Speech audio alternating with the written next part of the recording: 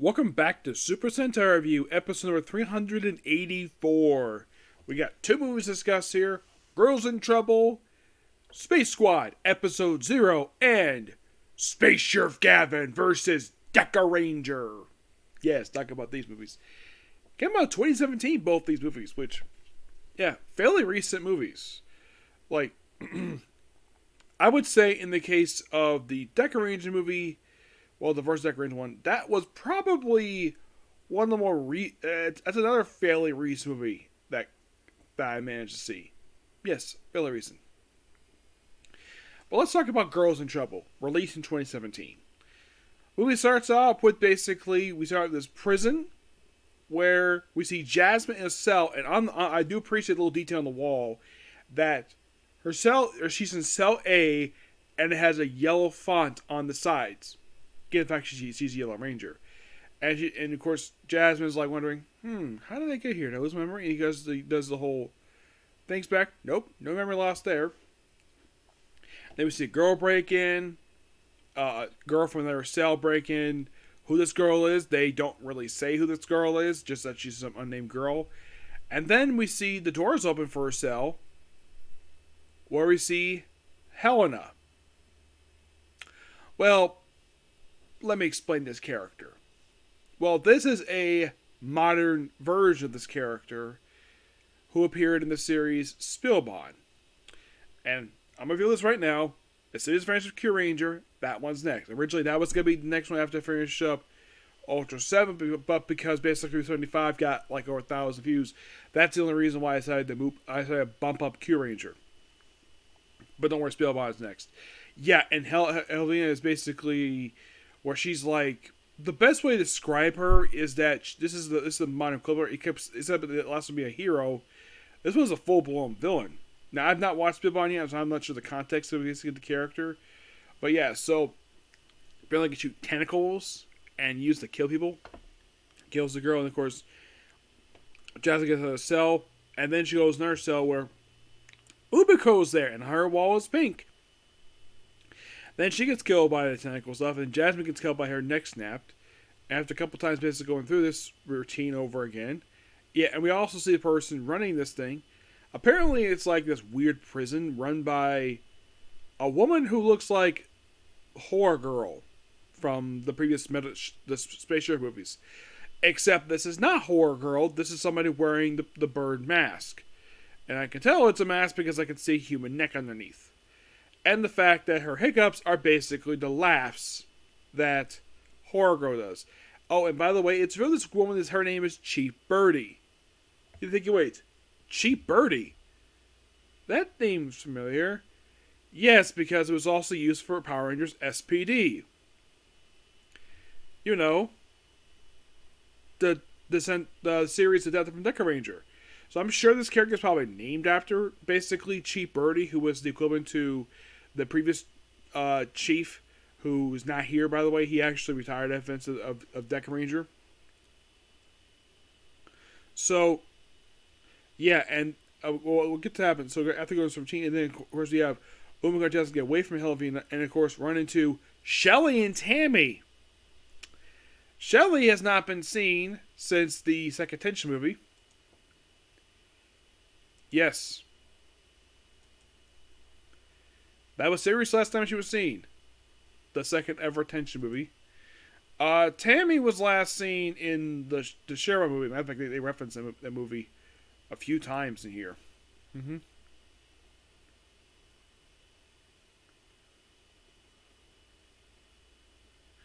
Yeah, this will be her second, and well, I'll get to what's her fate afterwards.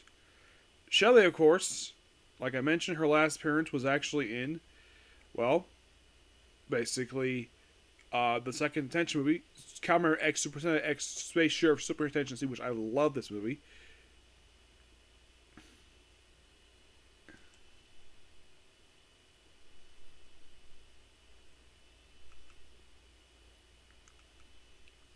Yeah, and then of course we're going to nominate Miki. I'll get to who she is soon. So after dying a few times and Well, show the fact Tammy could transform. Tammy, I think it's Shelly transform a bird because she's Mimi's cousin. So yeah, and after dying a few times, they eventually found out a way to get this thing's weakness, like her weakness, where it is apparently behind her neck. Now, Jasmine read her mind a couple times. First time is because she couldn't read because all the bloodlust, and second time she found the weakness was basically behind her neck. So then, of course, it's revealed that Sissy from Shiravan is here. Yes. Mm-hmm. Yeah, she makes a return here after the last being seen in the Strider Next Generation movie. Which, great to see her. Yep. So, yeah, apparently it's revealed that she apparently drugged a bunch of girls, which turn out to be, who also include Umiko, Tammy, Shelly, and Jasmine, and along with this girl, Miki. And when Miki fights Helvina, Jasmine knows is basically her fighting style, being used for a police officer from a particular planet. We'll get back to her. And then, of course, well, then the whole thing is a simulation. It was basically an unannounced training seminar where all the girls basically are dismissed, and Shelly, Tammy, and Miki are sent to a real-life prison to rescue Director Sophie, who had basically been held captive in this special prison. And it turns out is actually a real thing, and she killed all of the male guards. She had the guards kill themselves. All because of her pheromones. Yes, seriously. So, we have Shelly, Tammy knows martial arts, and they also bring the fact that when she took off bracelet because she's a particular alien species to go rage, the only way to restore her sanity was having Shiravan make out with her in a very hot session. And Shelly's like, did Shelly watch this? Yes, imagine how hot it is. Like, yeah, I got rep out with him. Yeah, rep out him like ripping off his shirt to show off his abs. Of course. Yeah, and so then, of course, Umiko and Jasmine figure out, though, that she's a bit suspicious, Miki is.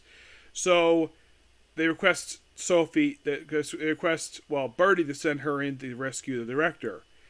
And the answer, Miki is actually a character from, believe it or not, from Middle Hero series I've not seen yet. She's revealed to be Butterfly Ninja Bankaba from the series Seki Ninja Senjuraya. Yep, they bring this character back. Like, here's the thing, I've not watched that one yet. It's on my list. It's very high on my list, so it's coming soon. Don't worry about that. So then, by the way, this is not the same actress who played from that series. This is a complete different actress. I get a little more into the Gavan versus Dekaranger movie. Yeah, and the actress who plays her here, her name is Miki Hara. That's who plays her in this movie. And, of course, the 16 movie. The original actress was named Hiromi Nara. As for probably why they probably couldn't have her back, because maybe she got aged up past, but I don't know. So, oh yeah, apparently Helvina basically is very sane of her conscience, and apparently she's been recruited for part of this thing called this Prophet group. Yes.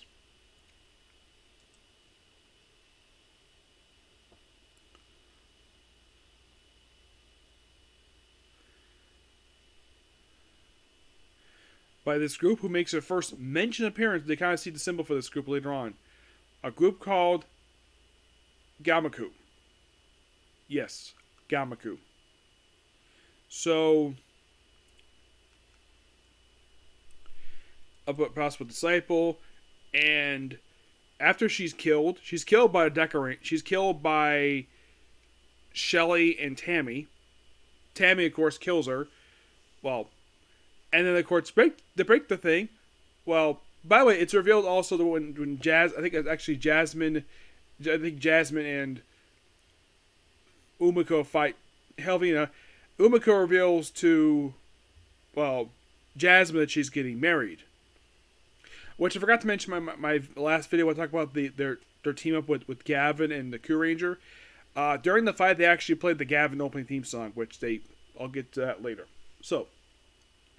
So basically, Tammy ends up fighting, well, actually the ninja, and a breaking out of things. So Tammy decides to get, well, basically Umako's like figure, okay, so the only way to break the thing is to get kissed. So we have a lip lock kiss between two beautiful women.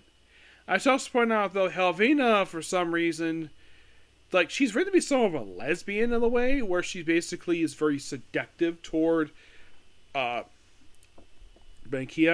Like at one point, it seems like she really wanted to kiss her for basically helping her out.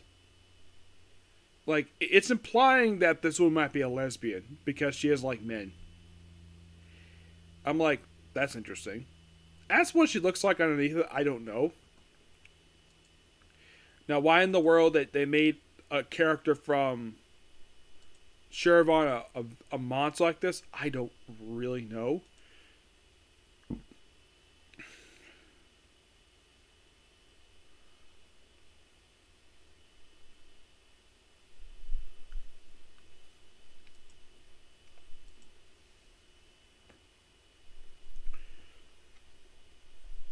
Okay, so apparently she did start a villain, then she was converted to be a good guy afterwards. Yes, as for why in the world they said make a new one of her, I guess that the writer must have been a big fan of Spillbond. Oh, in case you're curious though, is the original actor still alive who played Helvina? Yes. Yes, she is. Mm-hmm. Yeah, she apparently also played Ant in Schneider. Yep, the actress that played her. As for Helvina, the new one, she's voiced by, of course, they reveal this in the next movie, she's voiced by Michi Tomozawa. It's like they took the original suit and kind of like just updated a bit. Mm-hmm.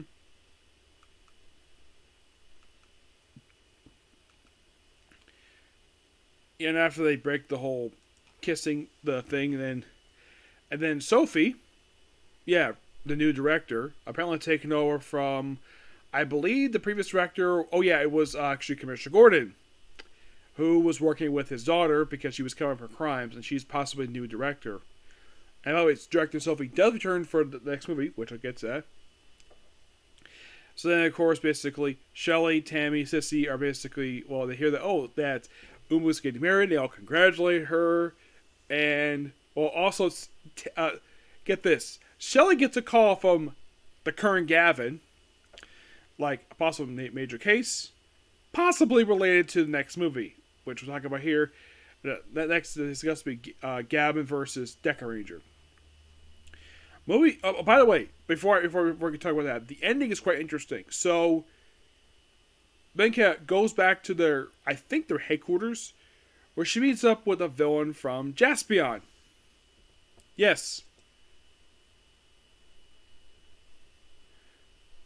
Mag Gallant. Now, is this the original character from the original series? It's the next one. Nope. It's not. It's another version of the character. It's another person assuming the identity of the character, which I'll get to that. So, I have watched Jaspion. That's actually going to be one of my next Male Hero series I'm going to watch. I'm still going to watch it. Don't worry about that. So, now move on to the actual movie itself. Oh, by the way, she has things like, oh, he had the first special power. Let's talk about Tammy. No, it's... Well, we'll get to that. So, we start off with the current Gavan, who had previously appeared in the Q-Ranger part of this, chronologically. This actually would be this movie... by the way, there's actually one character in this movie who... this movie would sadly be her final appearance. And that, well, on-screen wise, and that would be Tammy. Yes. Sissy. This would be sadly but her final appearance. Never came back after this. Nope, not really. Don't know why that they bring this character back. I mean, she wasn't killed. She just basically was working with Sherivan for some reason. I'm not sure why. It's weird. Shelly will return after this and become a major character in the next movie. Yes. So next movie starts out with Gavin and Shelley about to take down this particular group who's like there's a weapon signal, and of course Ma- uh well Mad Lars is Matt Gowan is there, hmm conducting the trade off, and then we see like basically get Gavin so wait for the fire squad. Yes, the fire squad. And then of course basically Shelley is shot by uh a mysterious person who's later identified as Borgen Corin. So she gets shot, and then of course he gets sliced in the back by Gallant. And then the fire squad shows up with Bond. The fire squad's like, who the heck is this guy? And Bond says, that's Space Sheriff Gavin. Not the original one, mind you. We'll get to that. So, then we cut back to HQ, where apparently he's recovering. Shelley has gone missing. They think she's dead, but not really. So Sophie kind of basically goes to clear of duty until basically he's calm, but and then he sees oh yeah, there's also this ad about this commercial, which that comes to play later on. Don't worry about that. So, and of course Sophie smacks in the back of the very same back who got cut, and then looks at her computer like, oh, it's Dekaranger. So then we cut to the planet Walrus, I think it's pronounced, where Umiko and Sean Chen are getting married. Well, actually, before that, Deca Break is basically doing a case with this vampire stuff with Swan. Now, of course, these two last appeared. In the case of Swan, the last time she appeared was actually in the 10th anniversary movie for Deca Break. He technically made a cameo in the Q Ranger episode, but this is the first time probably his actor has appeared since 10th anniversary movie. Bond, of course, he had previously appeared in the Q Ranger episode. And, by the way, for Jasmine, I forgot before I continue here, Jasmine, prior to the Girls in Cho movie, her previous appearance was in the 10th anniversary movie. Umiko was featured in a cameo in Q Ranger, but this is the first prop appearance of the actress since the 10th anniversary movie, which we have to see them all again, and of course we see her getting married, and they put the rings on, and of course you have, basically, not Sean, Hoji just looking at his phone, like, oh, and her case coming up, and then of course Jasmine, and then Gavin just breaks into the wedding, asks for Jasmine, like, oh yeah, you can't take me, I'm already married. Reference back, she is married because apparently during the 10-year time skip, she got married to the kid from the previous series who got older, and they had a kid together. Which there's a nod to that later on where she remembers, oh crap, basically that it's time to get basically her son more diapers, so she contacts her husband to get more diapers. I'm thinking, wait a minute, like he was a baby in 10th anniversary, which came out like 3 years right after this movie, so he should be 3 years old. So why wearing diapers? I don't know. It's weird. Maybe age. I don't really know what's going on here when it comes to that. Okay.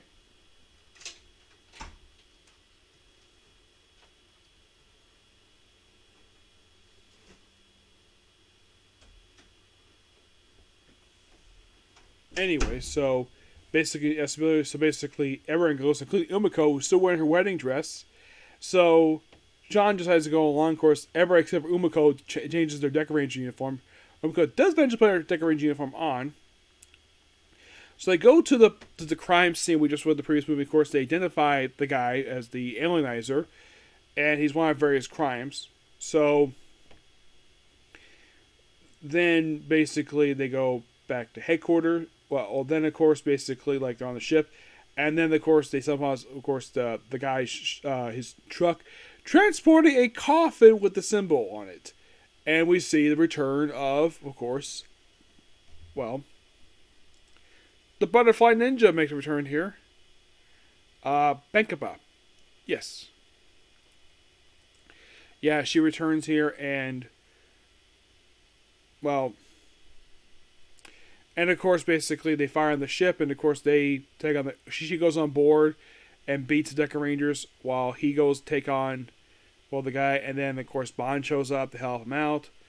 And of course, during the course of the battle, the current Gavan sword breaks. Now, he first saw this sword he had back in the first Gavan movie. That's where he made his debut. Well, technically, he made his debut in Go Busters, but that was promotion for the movie. But technically, the sword's appeared since then. So, the sword itself has been around for about 5 years, and then it breaks. Yep, it breaks. So, Gavan gets away, and of course, basically, like, oh yeah, and also the fact they reveal that the, well,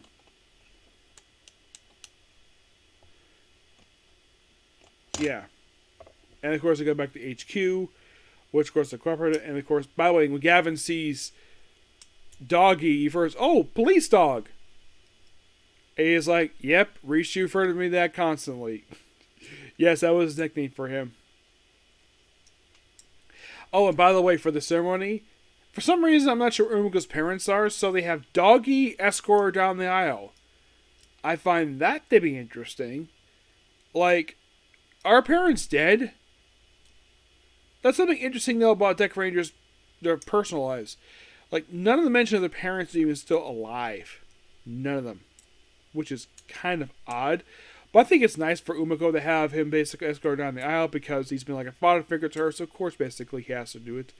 That, or maybe her parents weren't available. Yeah. So, and then of course they go to this diaper corporation, which of course Umiko basically goes along with them. And they go and is like, we'd like to see your president. And they meet the guy named Lars. And his secretary turns out to be the ninja later on, because basic, and then of course takes the basement. Oh, we find this all because of a slug that was fired upon Gavan's ship, which was taken.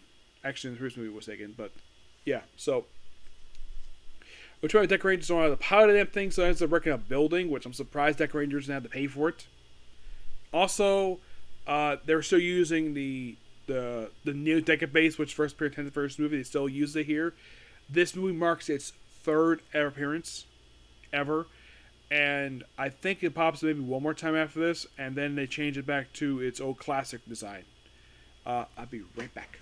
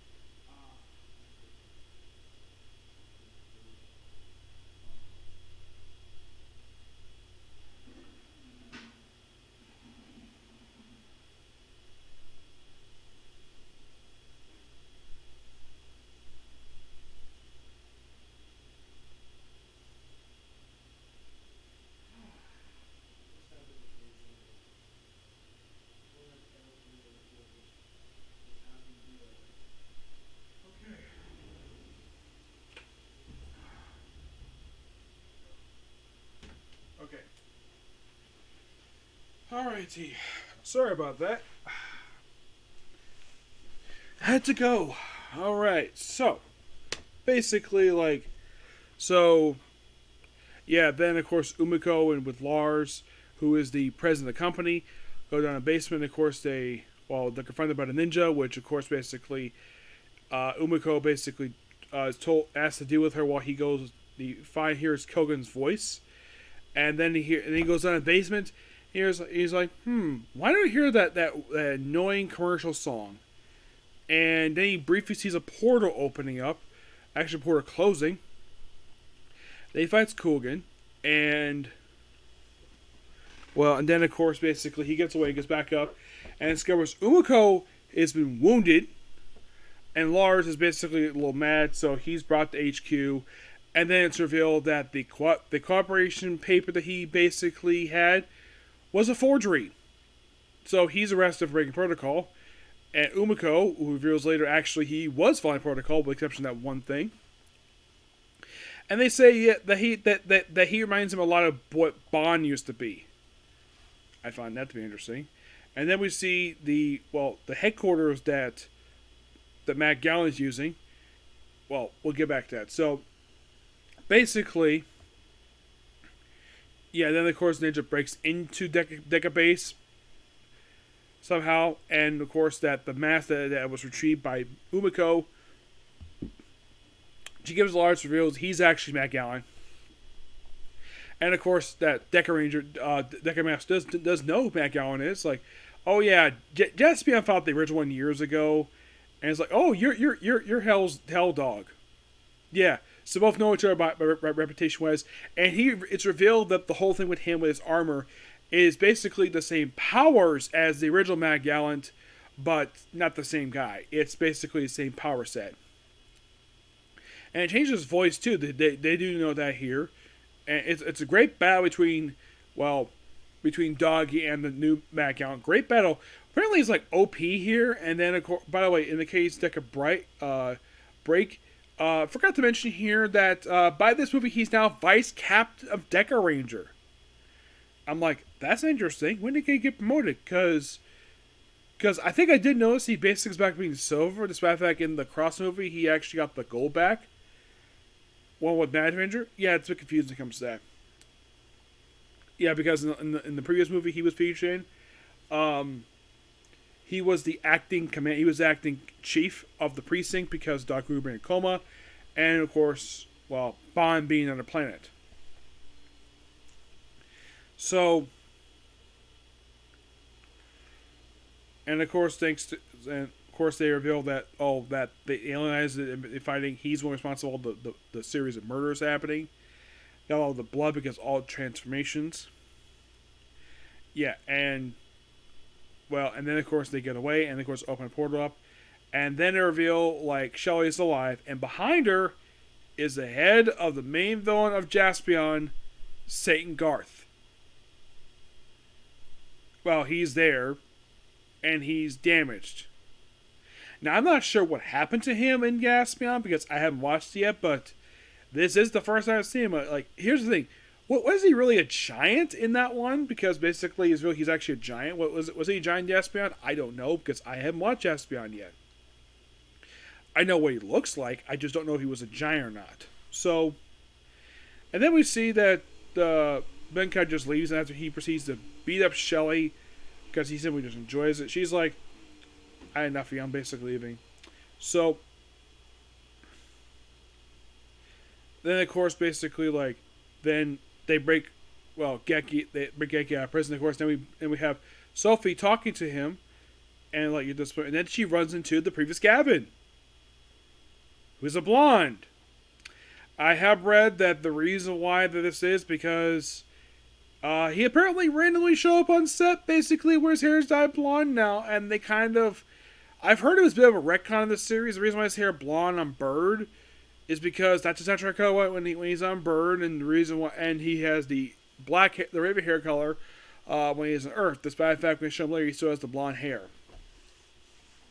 Because apparently production had no idea. Nobody knew that he dyed his hair blonde. Nobody knew. He just randomly dyed his hair blonde. And then he basically is shocked to hear that his guy's sword is broken. So he goes off and they reveal what happened with him later. So then, of course, the Dekarangers do break him out. And of course, Umiko is mad at him for ruining their wedding. They got to about the kiss, but she and Sean Chan are still legally married. It just makes Shane to kiss, which makes his the second wedding I've seen in Sentai. Like the first one being one in Magi Ranger, where we have Magi Shine and Magi Blue get married, which made total sense. Mm-hmm. So, basically, like, they break him out, and of course they go and proceed to the HQ and beat up the goons, which basically the goons they have here in this movie, like basically the same type of goons they had from the original version of Gavan series. Now, if you're curious to identify the goons they have here, it's the soldiers Kunate with her. Actually, no, it's not them. It's whatever grunts that basically this group has.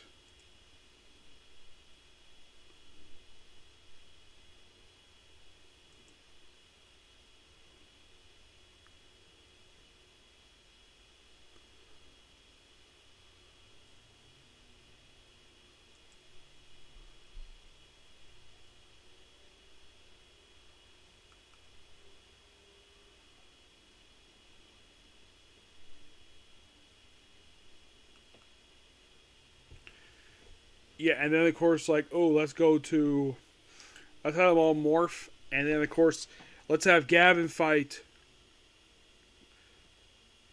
Mars Gallant, Matt Gallant, and let's have Dekaranger fight the Alienites because, well, the Alienite, because basically they'll fight Alienites. Okay, fine.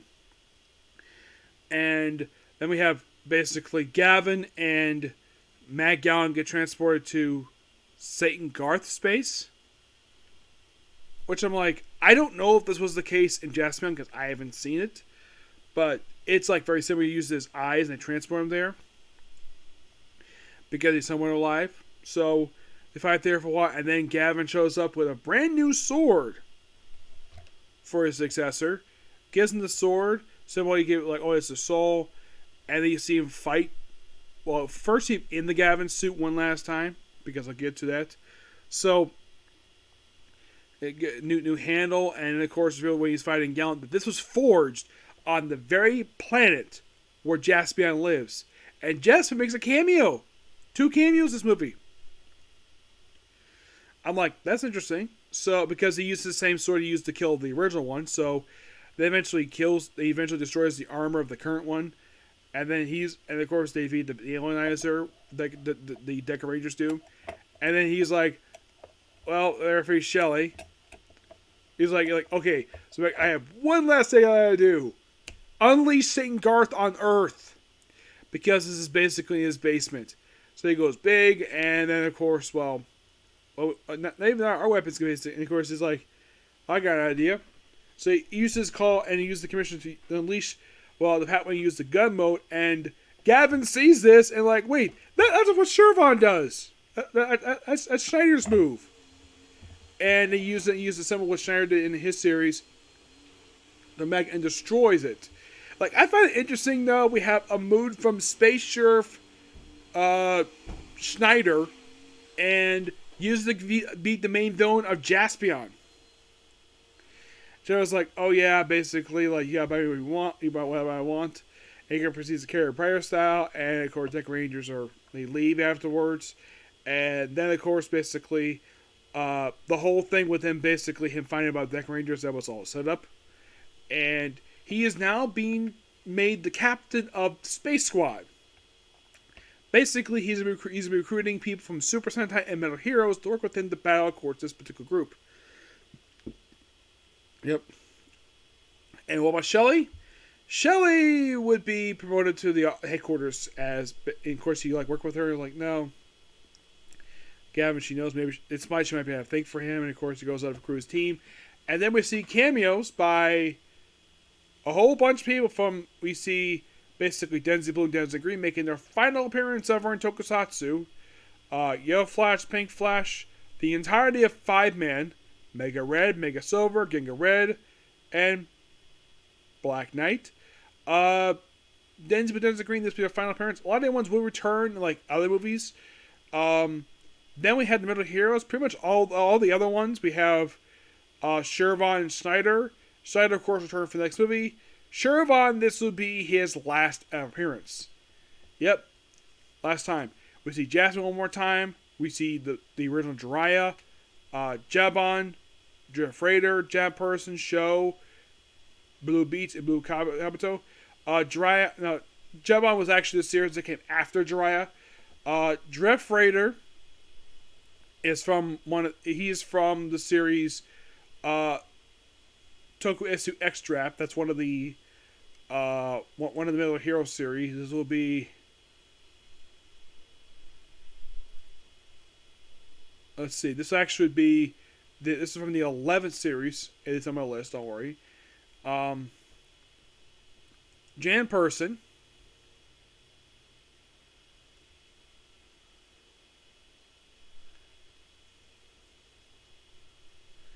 Jan Person, he's actually from the successor series, Jan Person, which was the 12th series. Show, who is from Blue SWAT.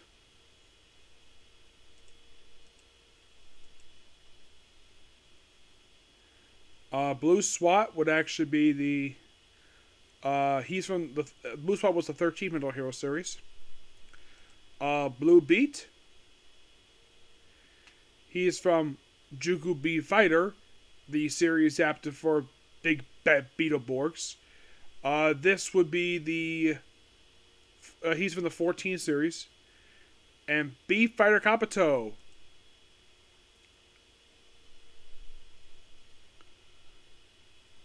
And he was main character B Fighter Kabuto. And this would be the 15th series. And with the exception of Snyder, all the cameos you see about the Metal Heroes movie, including Richard Gavan, this would be sadly their last air appearance in Tokusatsu. As for why they come back, I don't know. Yes, so. And then we see Benkpa talking to the Prophet and said she's going to go and find Victorious Saint Kugan, who somehow lied despite the fact this man should be dead. Those who have never familiar with this guy, he is from Metalder, a series I have reviewed. So at least him I know of. And this will be the last ever kind of mention of him.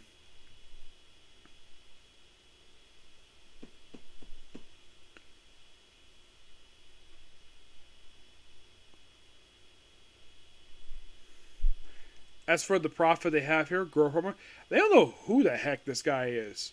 The big thing about Gemaku is that it's the whole thing with this concept. It's similar to the Dai Zankiak and Dai Shocker. The whole thing in Gemaku, it's basically like the modern equivalent to Moku, the main villains of Gavan. They would appear 2 more times after this, and that'll be it. Yeah, the Space Squad series would technically have 2 movies after this, and I'll discuss those later on when I get toward to finish up Kyuranger. But by the way, you even have a brief appearance about the Yondarts from Gigaman. I think this was their. They would actually appear 1 more time after this. A lot of their characters will return in the 4 weekly continuous Super Sentai Battle. Special Super Sentai Battle mini-series. Yes. A lot will return for that or other series, but the only ones I can't confirm this being a final appearance is Denzi Blue, Denzi Green, Black Knight. And that's it for... Oh, and Mega Silver. This will be his final appearance too. But overall, 2 really good movies. Love them. Can't wait to discuss the rest of Kyuranger and get to the sequel to the movies. And wonder why they didn't make another one. Yeah, there is a sequel to this one. Yes, there is. Uchuu Sentai Kyuranger vs. Space Squad. Yep. That'll come later on. Much later on. Yep. Definitely looking forward to it, but that will not come until after I finish up Kyuranger. Mm-hmm.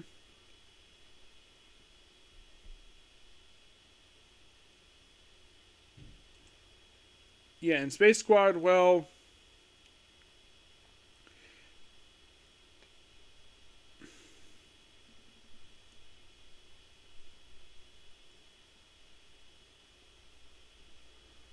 That's not complete, but yeah.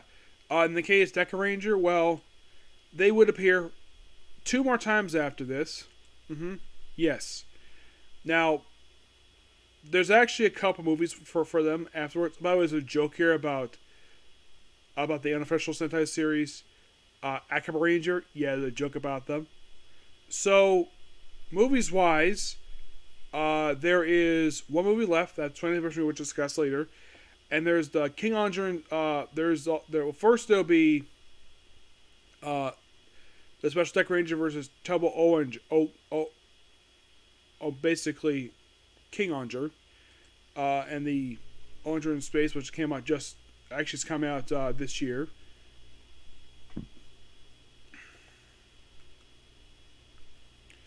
So basically, just Dekarangers, Turbo Orange, and the 20th anniversary movie, and that's it. There's only two things left to go for Dekaranger. There are appearances by them, but those are only two movies. So the only two things special with them left. But movies wise, we'll have to go. Which I'm very much looking forward to watching the 20th anniversary movie. If they wanted to watch it now, I rather watch after their appearance in the King Orange tribute episode, so I'll watch it then. Mm-hmm.